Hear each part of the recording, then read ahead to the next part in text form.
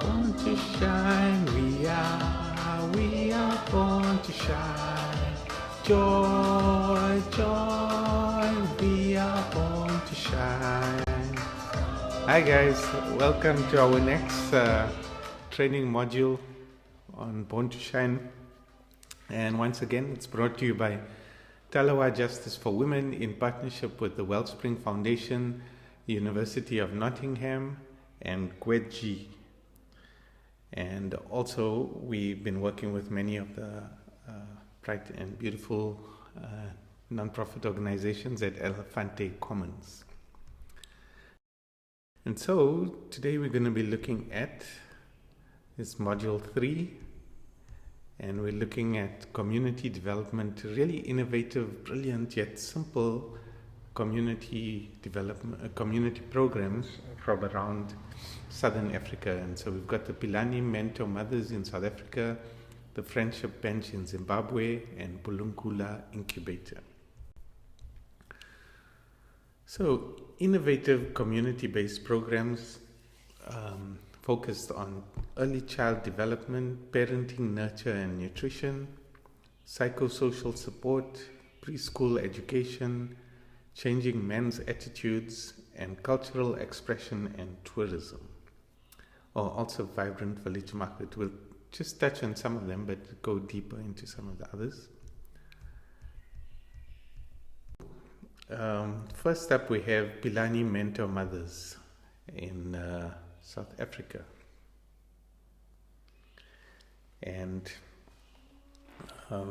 I first came across them when I was a student. I was studying psychology at Stellenbosch University in Cape Town, and they introduced us to Pilani Mentor Mothers, but at the time it was COVID, so I couldn't go and visit and check it out. But I thought it's such a brilliant, simple yet brilliant model. And just to explain how it works, I'll show some more. We'll explore some more and we'll watch their video. But basically, they go into a community and they look for women who are good at looking after their babies. So they look for the women whose kids are healthy and doing well, despite the challenges. Like, you're talking about what we call in South Africa squatter camps or informal settlements, shanty towns. And so it's high level of poverty and unemployment and very difficult situation. And yet these women are able to raise healthy children. And so anyways, they find them and they bring them and they train them. And then they send them out back into the community, knocking door to door to find all the households where there are young mothers, any mothers who are struggling, and babies who are at risk, who are in a vulnerable situation, and they support them, they help them, and mainly it's about nutrition. So if there's not food, they get food for the babies or formula or whatever they need. And if there's a health issue, they get medical treatment, or they get the medicines or the whatever they need again. And also psychological support, psychosocial support. Sometimes these mothers don't know how to connect with their babies and how to stimulate them, and so these mentor mothers, they come in and they help, and they basically they just support. They don't try to do too much. They try to build the capacity of the mothers to So anyways, the word Pilani means love, and the key idea of the Mentor Mother program is to engage capable women in the task of improving the lives of families in their own communities, prioritizing mothers and children. The program takes maternal and child health, including the rehabilitation of malnourished children and care for people with chronic diseases, beyond clinics and institutions into the community, making it home-based. And that's what's so brilliant about it, that the resources are all right there in the community, and all you have to do is to find them and mobilize them. And so the Mentor Mothers programs rests on 5 key pillars: recruitment, training, home-based health intervention, support and supervision, monitoring and feedback. So under the recruitment, Pilani operates it in communities by invitation with local structures assisting in identifying good candidates. Pilani's 6-week course blends theory and practice with ongoing field training. The mentor mother's task is not to solve the problems of the families she visits, but rather to help them find their own solutions. Mentor mothers are mentored by their supervisors. We keep track of child development, nutrition, child development, rehabilitation, breastfeeding, and antenatal care, HIV testing, grant uptake, etc. So here's a story from one of the field workers, Funeka Desoy. She's a mentor mother. She says, I'm not going to read the whole thing, but she talks about how she was doing house visits one day and she found this bedridden granny with a 5-year-old girl in the house. And so this child was not doing well at all, and this mentor mother was able to not just get the child medical care and nutrition, but also to contact the mother and help her to understand what's going on at home and to reconnect the mother and, just to improve the whole family situation over there.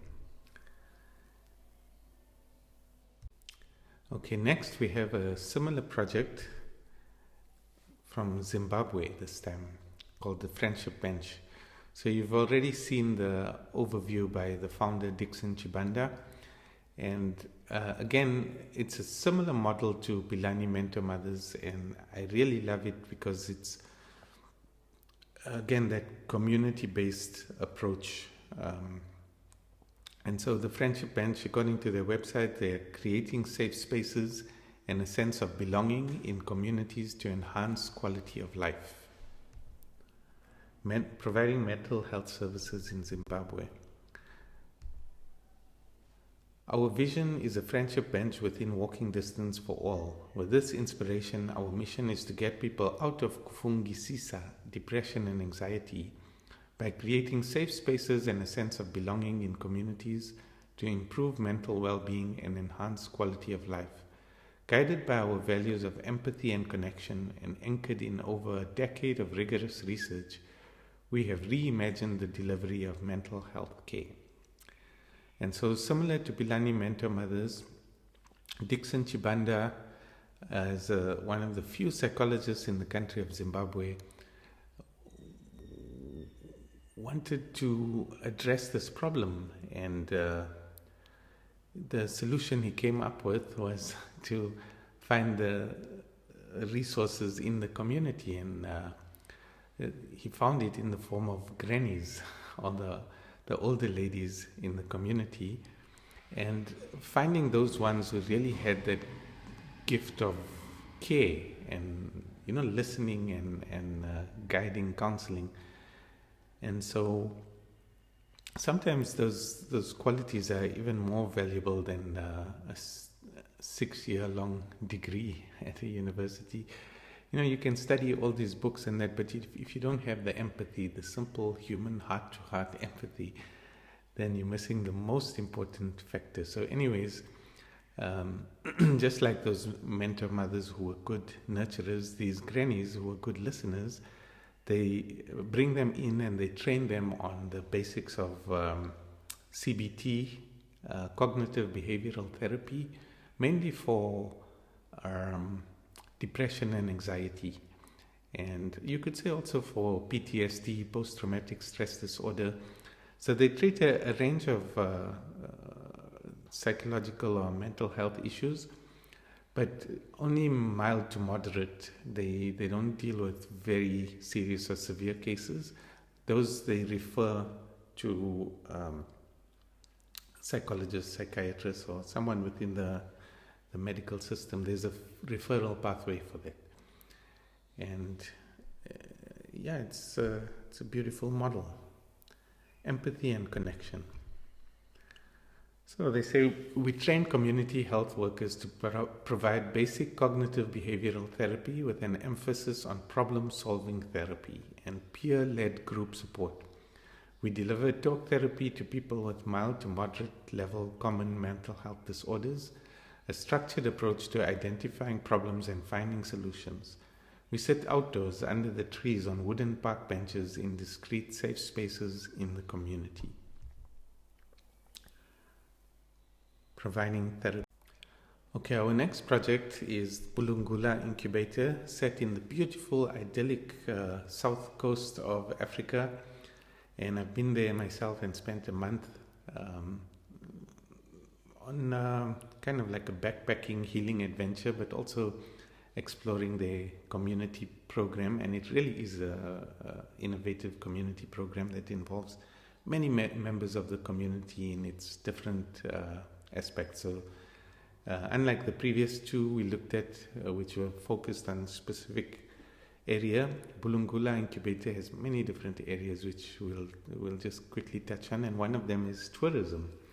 And so they involve the whole community, and when you're staying there in the village, you can visit this hut where they'll braid your hair for you, and you go to that hut and they teach you how to make traditional bread, koza bread, and another hut where they teach you how to brew traditional koza beer, and another place where they'll take you on horse riding expeditions. And that it's just bringing what can you say, opportunities and livelihood opportunities to many people in the community, not just one place. But they also do they focus on education, providing early childhood development through a series of programs that support the education and care of learners throughout their student lifetime. So they started with preschool, then they added primary school as the kids were growing older, and then now they've even added a high school. And then they also work on health and nutrition. Their nutrition program is similar to Pilani Mentor Mothers, and sustainable livelihoods and vibrant village. And there's just some more details about the programs. And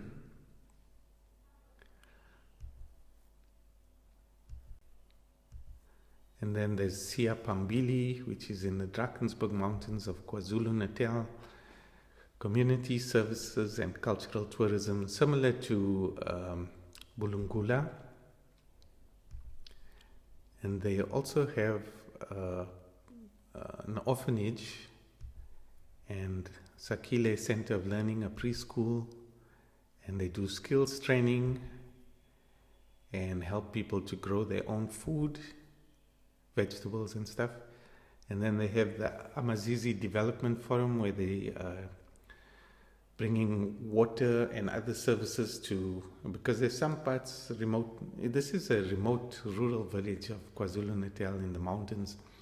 And so a lot of the householders are served by one, what do you call this thing, the hand pump, a borehole. That's where they get their water from, but others have to walk long distances to get there. And so they're trying to bring piped water to all the homes. And so they work together as a community, digging the holes, and they get donations of pipes, and then they lay the pipes themselves and all of that. It's really a very, hard-working community, teamwork. That's where I actually met them. I was hiking the mountain looking for some vegetables, and I see these people digging, and then I started talking to them, and then I met the one guy who introduced me to the other guy, and pretty soon I was doing their website and making videos, and it's it's fun. But I just wanted to share these community programs. And then closer to home, in Gulu itself, is GWEDG, Gulu Women's Economic Development and Globalization. And they've got many different projects they're working on, but just the one I wanted to touch on, because when I was here the last time, they told me all about it, and I saw the success stories booklet. And so anyways, it's about changing men's attitudes towards women. They realize, the problem is being caused by the men, like the gender-based violence, the sexual violence, and all of those kind of things. And so, rather than focusing only on the women, we need to address the men and get them to change their attitudes. And so they had this role model men program where they went in and they mentored the men, and then the men became role models in their community, training other men. And sharing the stories of change. This man talks about his experience and how previously he was so resistant to, I don't know what the story was exactly. I think he didn't want his wife to work and he was just like being very difficult. But anyways, he learned a lot through the process and his relationship improved with his wife, and now they both are working and they're both earning an income, and so their whole situation has improved much through this project. And so Gweji, they do many similar projects, and what I wanted to mention also, we'll come to it later, but this beautiful booklet they created, Stories of Change, with pictures, and it's just a very good document showing how effective their program project was in changing lives, transforming the culture. And then here's Creighton Town that has this beautiful, vibrant weekend market, Saturday market, where people can come and sell vegetables that they're growing in their gardens and their farms, and flowers and all kinds of things, anything. And also food, and there's music, and it's a really fun place. And this town of Creighton, it's surrounded by farms, and so that's why I wanted to bring it in here, because it reminded me of Gulu in some ways. And so, there's an opportunity here to do something that will boost tourism and also create opportunities for farmers and everyone to sell stuff, to make a living, earn a living. And then there's also Habitat for, they help people to build cheap, sturdy homes.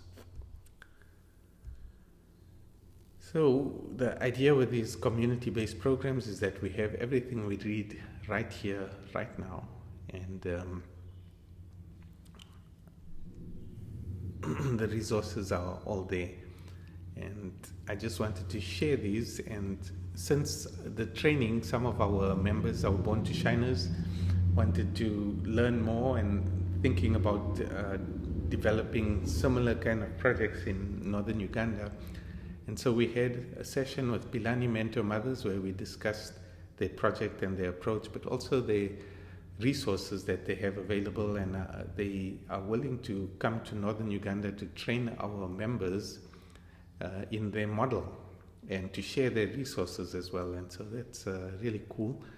And we had a session with the Friendship Bench, and similar, they also offer training, and they also have lots of resources. They call it Friendship Bench in a Box, and they are expanding. They've implemented in many other countries, including in the United States, in a place where you would think this model might not work, but it's working. Where did you say? I think Washington, or is it Chicago? I can't remember, but So anyways, the idea with these community-centered programs is it's about finding people in the community who have those skills, and it's community-based and door-to-door, home-based, problem-solving and empowering. They don't just come in and do things for you, they teach you how to solve your problems and empower you in the process. And it's about reaching the unreachable or lost ones, the people who are kind of outside of or too far away from medical services, or living in poverty and not having enough money for nutrition and the basics, or for mental health care services, or whatever it is your program is focused on. So the approach, how they work, is to recruit from the community itself. That's what makes it so brilliant. And they have simple training and practicals to upskill these women to help them to become to do this work of helping other women, because they might be very good at it themselves, but they need training to learn how to help other people with this thing. And then they mobilize and support, monitor and supervise. So each of the mentor mothers or the grannies or the whatever, somebody is monitoring them and supervising them and working with them and helping them to improve their services. And in this way, they are helping families, improving lives and health. And I thought it's just simply brilliant. So what are the most pressing needs in your community? Take some time to think about it. It could be children and child nutrition and child health and early child development. It could also be mental health care and psychological, psychosocial services. It could be healing trauma and abuse. So what are the most important things that your community needs?